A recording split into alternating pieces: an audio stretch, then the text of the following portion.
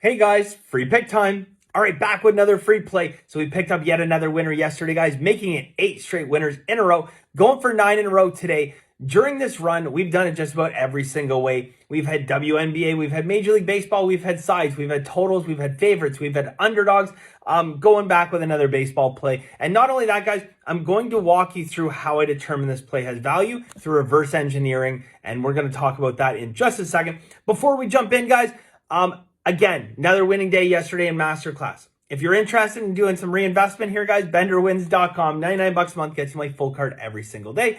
Plus, all my Masterclass educational videos and the Bender Wins Guide to Professional Sports Betting. Make sure you're doing it the right way. I always put the emphasis on the education. If you've been watching videos here on Free Picks, which I'm pretty sure you have been over the last little while, you notice that I've given out a couple systems here and there. These are timeless systems you can use again and again and again. And I literally have given out hundreds of these in Masterclass. So if you're one of these people who likes to learn, likes to find plays on their own here and there you go. All right. So without further ado, we will jump into today's play, guys.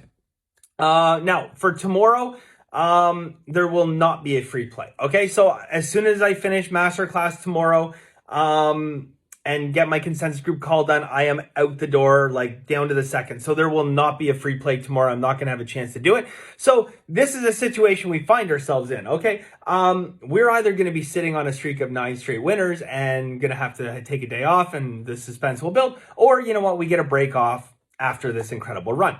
I hope it's the first one. All right. So again, Masterclass will be going as usual tomorrow. Consensus group as usual tomorrow, but there will be no free pick tomorrow.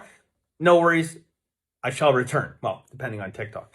Anyways, today we're looking at the LA Dodgers and Cincinnati over 11. Okay. LA Dodgers, Cincinnati over 11. Shop around. You can find various levels of juice on this one. Pinnacle, the best right now, minus 109. Outside of that, there's a couple of minus 115s, and I think DraftKings, you know what? Let's see what DraftKings got here. I believe they're at around minus 120 last time I checked, and they are sitting at minus 120. Okay, so there we go. All right. Reverse engineering this game, guys. I want to break this down for you guys because I want to kind of create a visualization of what I think and how I think this game is going to play out. First and foremost, let's look at walks, okay? Because what we want to create here is we want to build a whip, okay? The walks hits per inning pitch, or an expected whip, okay? In this particular case, I believe the LA Dodgers are going to walk about 0.33 times per inning, okay? So 0.33 times per inning. Cincinnati will walk 0.43 walks per inning, all right? Now we determine the hit side of things for the LA Dodgers of 1.17 hits per inning, and Cincinnati at 1.1 hits per inning. So now we want to add these two together, okay? We want to take the expected walks per inning and expected hits per inning and add them together, and then we get what? Walks plus hits per inning, whip, right? Like a great whip in Major League Baseball, around 1.15, 1.2. I mean, top elite level is 1.2 range, or sorry, 1.02, 1.03 range, and if you're below that, you're putting up god numbers. Okay, so that's like elite level. You come across a lot of whips in Major League around 1.25, 1.3. But when we add these up, we come to an expected whip in this game for the LA Dodgers of 1.5, and for Cincinnati, 1.53. So what does that tell us, really? That tells us, for the most part, there's going to be base runners in this game.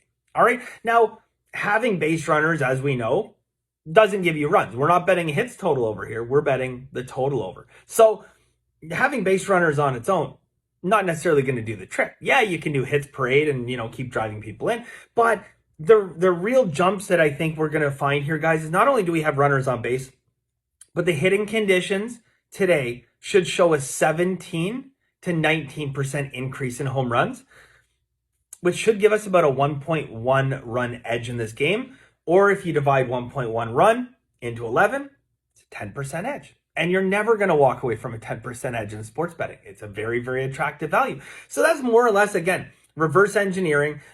This is, when you're really diving into expected lineups and expected pitchers, and obviously, pitching changes can happen. Guys can get moved in and out of the batting order.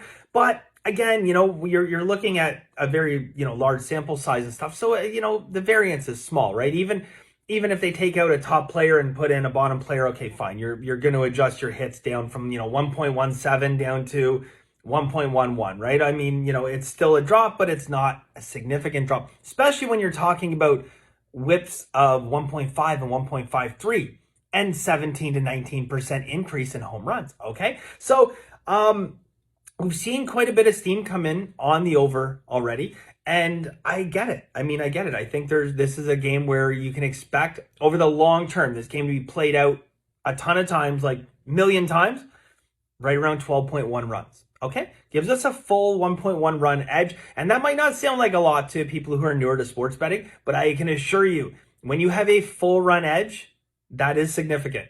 All right, guys, that is it for us today. Again, no free pick tomorrow. Got to run after Masterclass Consensus Group, but one way or another, be back at it the next day. So fingers crossed. We are going for 9 in a row, guys. Best of luck, and we'll see you soon.